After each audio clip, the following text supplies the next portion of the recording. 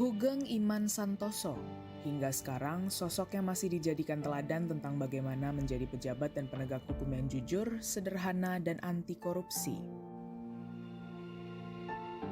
Berbagai jabatan penting pernah diembannya, mulai dari Kepala Jawatan Imigrasi, Menteri Iuran Negara, Sekretaris Kabinet, hingga orang nomor 1 di institusi Bayangkara.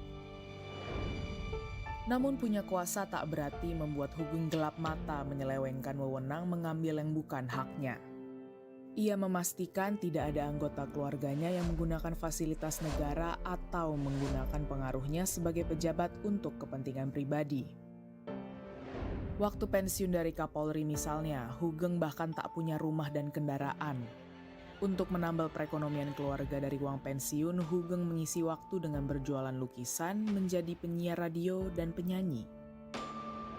Di luar itu, ia juga terlibat aktif dalam kelompok petisi 50 yang kritis terhadap kebijakan pembangunan Orde Baru.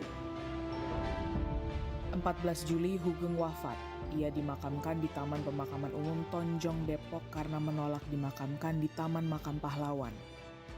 Di batu nisan peristirahatan terakhir untuk pertama kalinya, nama Hugeng ditulis lengkap, Hugeng Iman Santoso, sebagai simbol keberhasilan manusia menjaga iman yang sentosa.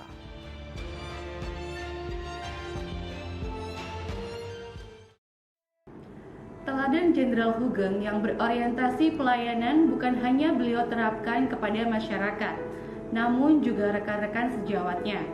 Saat sudah menjadi Kapolri dengan pangkat Jenderal berbintang 4, beliau masih turun tangan mengatur lalu lintas di perempatan. Beliau berprinsip bahwa sebagai pelayan masyarakat, tugasnya adalah mengayomi masyarakat. Jenderal Hugeng adalah simbol dari kejujuran bangsa. Di tengah godaan yang begitu besar, semoga muncul Hugeng-Hugeng baru yang kebal akan godaan. Meskipun hanya menjabat 3 tahun sebagai Kapolri, namun Jenderal Hugeng telah membuktikan loyalitasnya kepada negara dengan menumpas banyak kasus kejahatan besar di Indonesia. Jenderal Hugeng memiliki kompetensi yang sangat baik. Kompetensi ini tidak hanya berupa kompetensi teknis, namun juga kompetensi sosio-kultural saat beliau ditugaskan di berbagai daerah dan kompetensi manajerial saat beliau memimpin institusi Polri.